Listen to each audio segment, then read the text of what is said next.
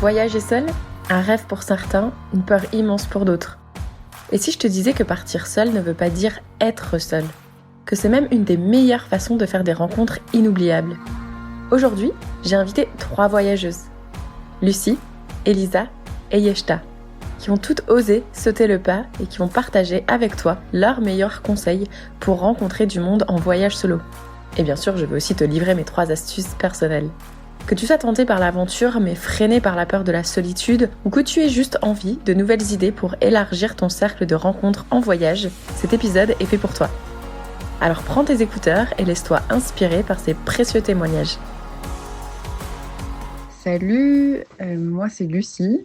Je suis en voyage solo depuis maintenant 5 mois en Amérique du Sud et je poursuis mon voyage solo en PVT en Nouvelle-Zélande à partir de mars pour 1 an de plus. Si je devais donner 3 conseils pour les voyageuses solo pour rencontrer du monde, le premier, bien évidemment, ce serait les groupes Facebook, les Français en Argentine, les Français en Bolivie.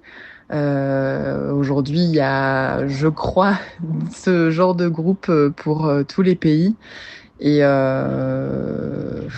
moi, j'ai jamais hésité, en tout cas, à mettre un message pour proposer effectivement une randonnée ou un trek que j'avais envie de faire ou simplement aller boire un verre. La plupart des gens répondent et c'est quand même plutôt sympa de se retrouver entre Français quelquefois, il faut l'avouer. Donc ça, ce serait mon conseil numéro 1, ne pas hésiter à poster sur les groupes Facebook. C'est vraiment une mine d'or pour rencontrer des gens et aussi avoir le maximum d'infos sur le pays. Le deuxième conseil que je pourrais donner, ce serait d'aller en auberge. Clairement, c'est en auberge et dans les hostels que on rencontre le plus de monde, en partageant aussi sa chambre.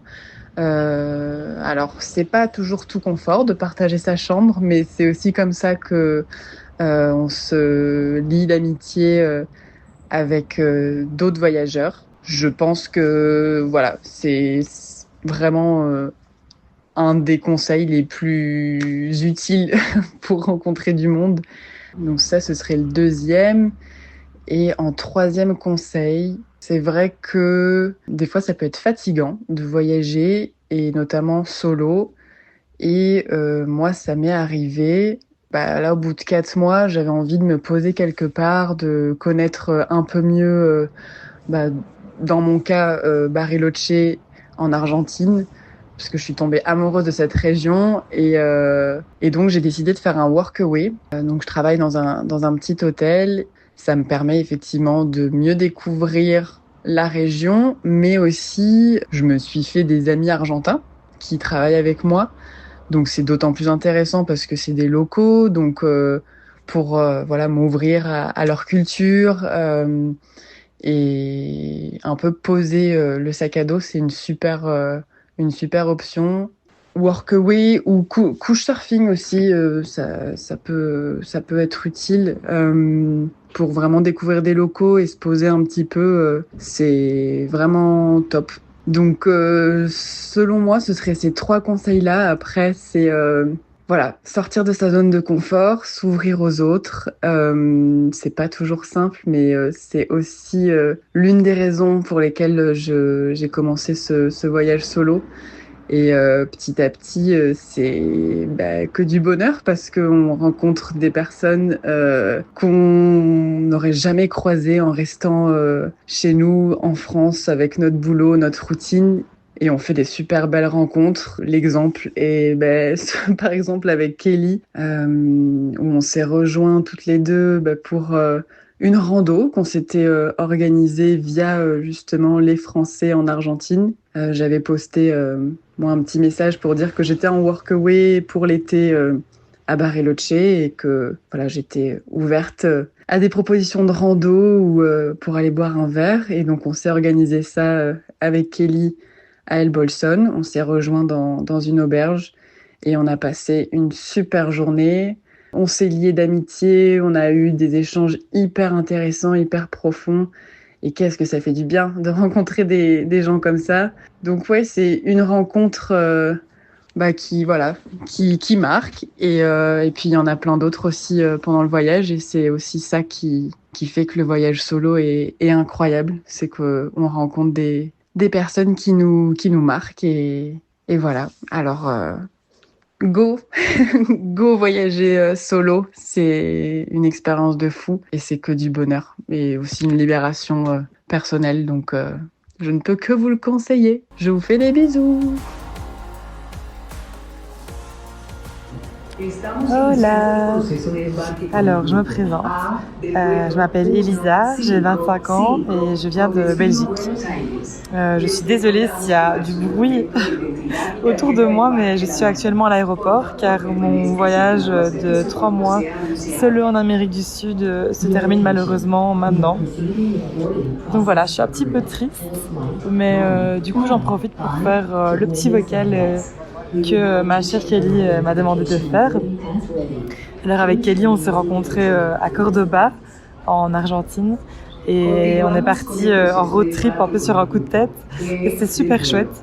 D'ailleurs, elle va sortir un podcast sur ce petit road trip, je pense, donc n'hésitez pas à aller l'écouter.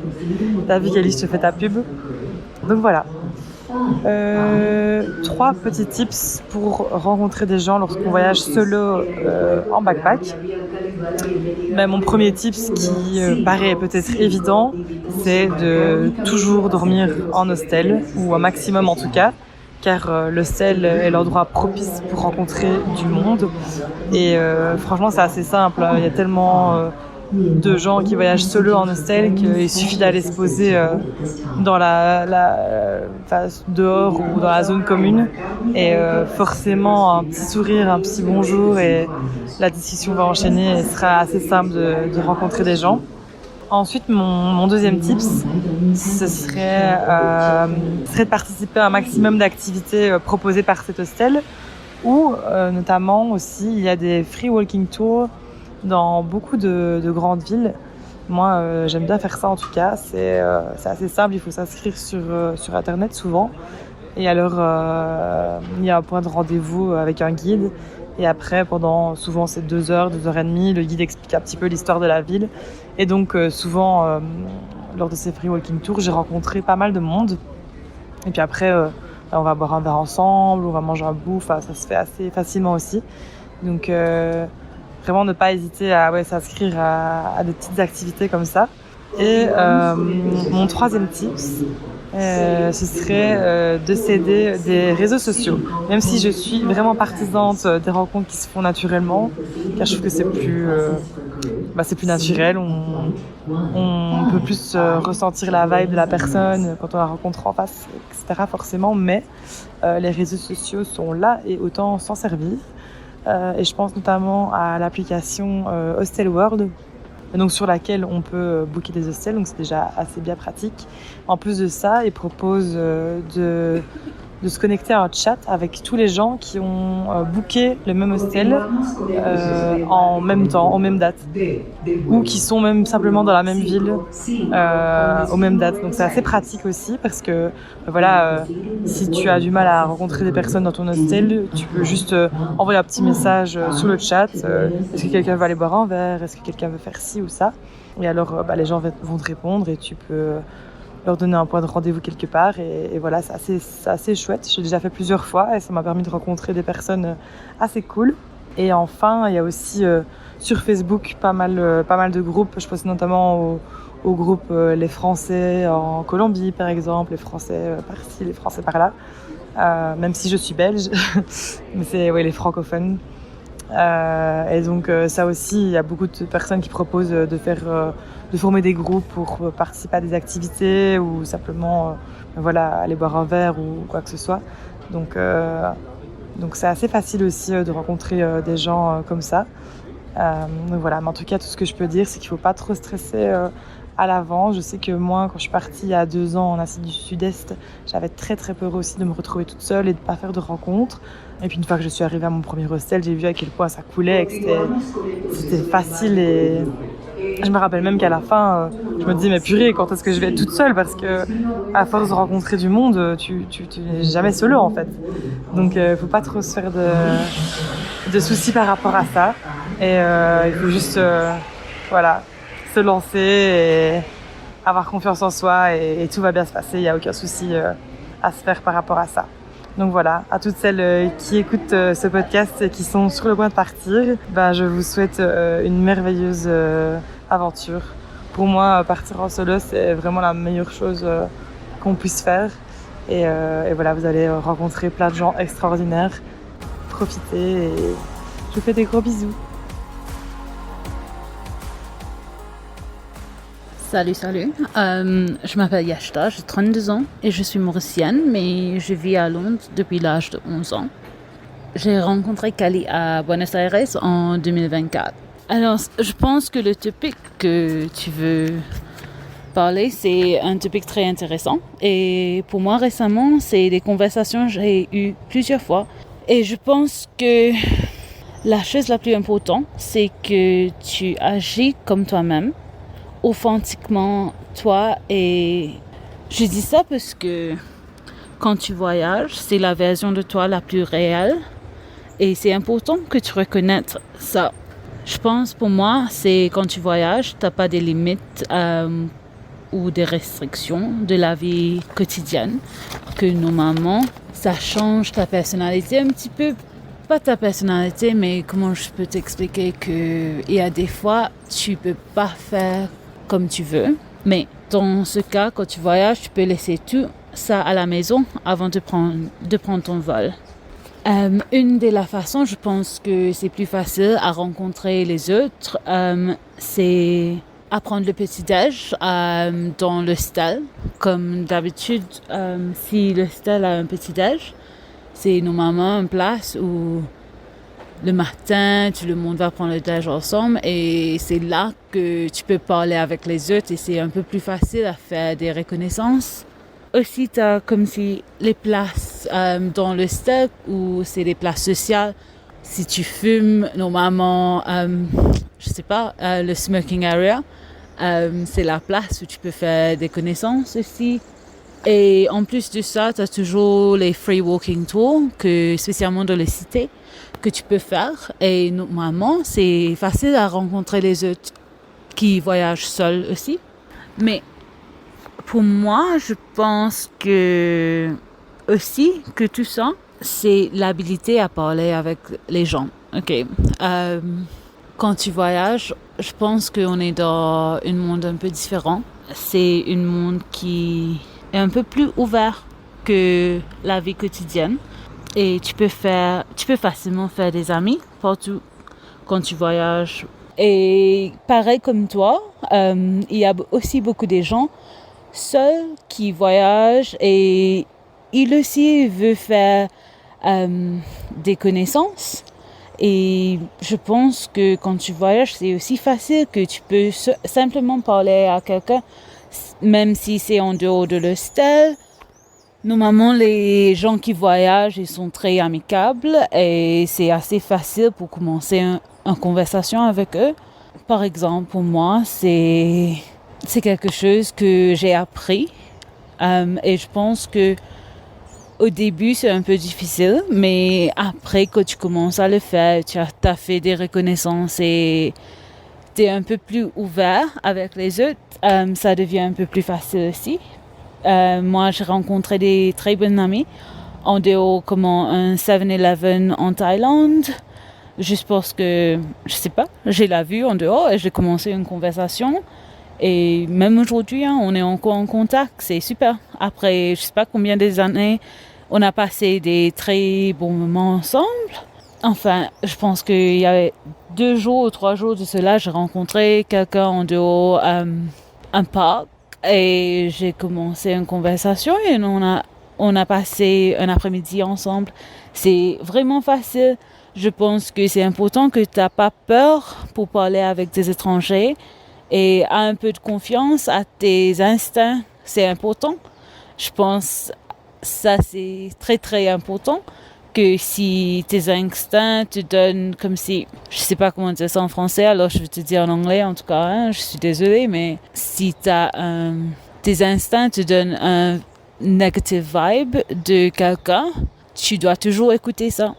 Et pour moi, je pense que ça marche tout le temps, que j'écoute ce que moi-même je me dis.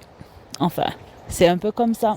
Alors, pour moi, les choses que je pense que c'est, pour conclure, fait, je pense que c'est important que toi, t'es un peu ouvert. T'es ouvert à les autres pour parler avec toi et c'est normal quand tu voyages que oui, c'est important que tu fais des connaissances, mais c'est aussi important que tu travailles un peu sur toi-même et aussi qu'il y a des jours que oui, c'est pas tous les jours que tu vas rencontrer quelqu'un, il y a des moments que tu es seul, mais je pense qu'il y a une beauté dedans aussi parce que quand tu rencontres des gens, c'est un peu plus sympa. Quand tu as passé 1-2 jours tout seul et au début c'est un peu bizarre, mais moi j'aime bien mon temps seul en tout cas. Mais pour tout le monde qui pense à voyager seul, moi je pense que tu dois le faire. Tu ne le regretteras jamais. Si c'est pas pour toi, c'est facile, tu peux toujours rentrer à la maison, c'est pas un problème. Et ça pour moi c'était une chose très importante au début quand j'ai décidé parce que j'avais beaucoup de gens qui me disent comme ça, mais qu'est-ce que tu fais si tu n'aimes pas et tu n'aimes pas? Mais enfin c'est très facile, hein? Si t'aimes pas, tu peux retourner à la maison. T'as essayé, comme ça tu sais pour toi que c'est pas pour toi. Mais pour moi, c'est important parce que je pense que je peux pas changer le passé. Les regrets sont un peu plus difficiles à vivre que les erreurs. Alors je préfère faire les erreurs que dans 10 ans, j'ai pas de regrets. C'est un peu plus facile. Enfin, j'espère que ça vous aide. Ok, je pense que c'est tout que j'ai à dire à ce topic, mais bon voyage à tout le monde et merci pour le temps. Désolée pour le français, c'est pas trop, développé, on va dire, mais j'espère que ça va vous aider. Merci Kali. Bon, moi c'est Kelly, je pense que vous me connaissez déjà puisque je suis la hôte du podcast. Et je vais faire ce vocal sur mes 3 conseils pour les voyageuses solo avant de recevoir les réponses des filles parce que j'ai pas envie que... je vais donner les miens et on verra s'il y en a qui se ressemblent ou pas. Donc là, je suis posée dans un parc à Santiago au Chili. Ça fait 3 mois que je voyage en solo. C'est pas mon premier voyage. J'avais commencé la toute première fois en octobre 2020 parce qu'il m'a fallu très longtemps avant d'oser sauter le pas. Du coup, à cette époque, j'avais, je dirais, 33 ou 34 ans. Donc quand même, j'avais beaucoup voyagé avant, mais tout le temps accompagnée. Et j'avoue que j'avais un peu la trouille de voyager solo. J'avais peur de m'ennuyer. Je me disais que c'est dommage de ne pas partager ces moments avec des personnes qu'on aime. J'avais peur qu'on me regarde bizarre au restaurant. Enfin, tous des petits trucs comme ça. Sauf qu'au bout d'un moment, j'en avais marre d'attendre sur les gens et j'avais l'impression de passer à côté de beaucoup de choses. J'attendais aussi de rencontrer l'homme de ma vie. Bon, je ne l'ai toujours pas rencontré. Donc, il y a un moment, je me suis dit, il va falloir sauter le pas parce que sinon, comme je l'ai dit, on passe à côté de beaucoup de choses. Et je pense que quand on fait son premier voyage solo, c'est soit on kiffe, soit on déteste. Et moi, j'ai adoré. J'ai vraiment, pour la première fois, senti ce sentiment de liberté. Alors je m'étais déjà expatriée, ça faisait plus de 10 ans que je m'étais expatriée en solo, mais pour moi s'expatrier et voyager c'est 2 choses différentes, parce que quand on s'expatrie on s'installe quand même à un endroit et on bouge pas toutes les 5 minutes, donc on peut prendre le temps de faire des connaissances, etc. Et on a son petit chez soi, alors qu'en voyage c'est vrai qu'on bouge beaucoup, on change beaucoup d'endroits, on n'a pas son petit cocon, on rencontre beaucoup de monde, etc. Donc c'est différent. Et donc du coup j'ai reçu ce message d'une nana qui n'a jamais voyagé solo et elle me dit moi ce qui me fait peur c'est de m'ennuyer en fait, de me sentir seule. Donc comment tu fais toi pour te faire des amis? Alors moi déjà le premier conseil je dirais il faut vraiment apprendre à lâcher son téléphone parce que bien évidemment on va être amené à aller en auberge de jeunesse et c'est vrai que c'est un phénomène de voir à quel point tout le monde a son téléphone collé à la main. Et je pense que le conseil numéro 1, c'est vraiment lâche ton téléphone, quoi. Mais quand je dis de le lâcher, c'est pas de l'avoir dans la poche ou dans sa sacoche, c'est vraiment de le laisser dans son dortoir pour pas être amené à le faire quand on commence à se sentir un petit peu mal à l'aise. Désolée pour les voitures qui passent derrière moi. Parce que c'est trop facile. On se dit, là, je commence à me sentir mal à l'aise, pouf, je sors le téléphone. Mais le problème, c'est qu'en faisant ça, on n'incite pas à être ouvert et à ce qu'on vienne parler vers nous. Et en plus de lâcher son téléphone, je pense qu'il faut vraiment initier aussi le mouvement, la conversation, ne pas hésiter à aller s'asseoir dans les chambres communes, enfin dans les pièces communes et à tenter de communiquer. Et c'est très simple entre les voyageurs de toute façon. Tous ceux qui sont là en général beaucoup voyagent en solo en tout cas et savent ce que c'est d'arriver quelque part et de commencer cette première conversation qui peuvent être un peu awkward comme on dit en anglais.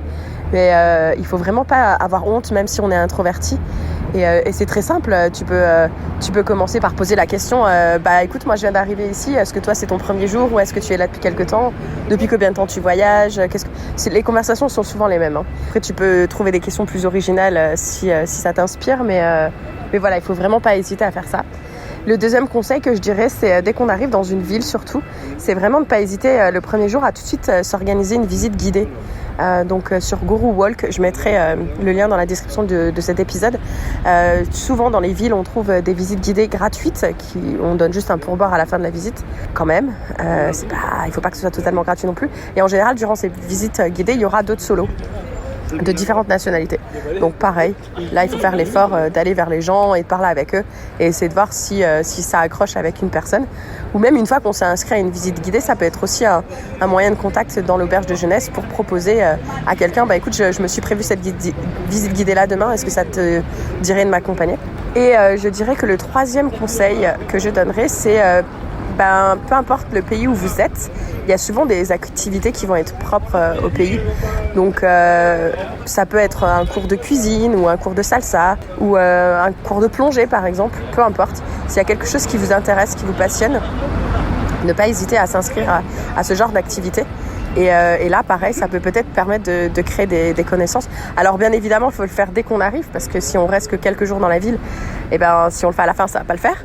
Mais en plus, je pense que ça peut créer des contacts, faire des belles connaissances et peut-être continuer à voyager ensemble en fait. Donc c'est intéressant de le faire dès le début. Et même si je sais que ça demande de l'énergie, mais il va falloir vraiment prendre de l'énergie pour ça. Et si vous êtes épuisé de le faire, des fois faites des petits moments de pause. C'est très important en voyage de prendre des moments de pause et de se reposer. Parce que c'est changer tout le temps de logement, de faire des recherches, etc. Je le sais, je suis la première à savoir à quel point ça peut fatiguer, surtout à un certain âge. Mais voilà, il faut vraiment être l'initiateur de ça. Il ne faut pas attendre que ça tombe du ciel en fait. Voilà, c'est ça que j'ai envie de dire. Et si vraiment tu as peur de te lancer, le meilleur conseil c'est déjà inutile de partir loin et de partir longtemps. Des fois ça peut juste être une soirée à 20 km de chez toi en fait. Tester des petites choses comme ça et voir déjà si tu es à l'aise même d'aller manger au restaurant toute seule, voir si tu es à l'aise de te retrouver dans une chambre d'hôtel toute seule. Bon après je te conseillerais quand même d'aller un petit peu plus loin que 20 km, mais à un endroit où si tu dois rentrer chez toi, c'est pas grave, t'es pas loin, si vraiment tu te sens mal à l'aise, tu peux rentrer. Mais vraiment, et puis retenter une deuxième fois parce que on dit que sortir de sa zone de confort c'est jamais confortable, mais je pense qu'y rester non plus. Donc il faut se tester plusieurs fois. Peut-être que la première fois ça va pas passer, mais peut-être que la deuxième oui. Donc voilà, si tu écoutes cet épisode d'aujourd'hui, j'espère qu'on t'aura inspiré. Tu l'as entendu tout au long de cet épisode, voyager en solo ne signifie pas être seul. Bien au contraire, avec les bons réflexes et un état d'esprit ouvert, les rencontres se font naturellement et peuvent même transformer ton voyage en une aventure humaine incroyable. Alors si tu hésites encore à partir seul, rappelle-toi que le monde est rempli de voyageuses et voyageurs comme toi, prêts à échanger, à partager et à créer des souvenirs ensemble. Et si tu as déjà voyagé en solo, partage en commentaire tes propres astuces pour rencontrer du monde ou dis-nous quelle est la rencontre la plus marquante que tu as faite et dans quel pays. Merci d'avoir écouté cet épisode et surtout, n'oublie pas, l'aventure commence dès que tu oses faire le premier pas. À très vite sur Fille Expat.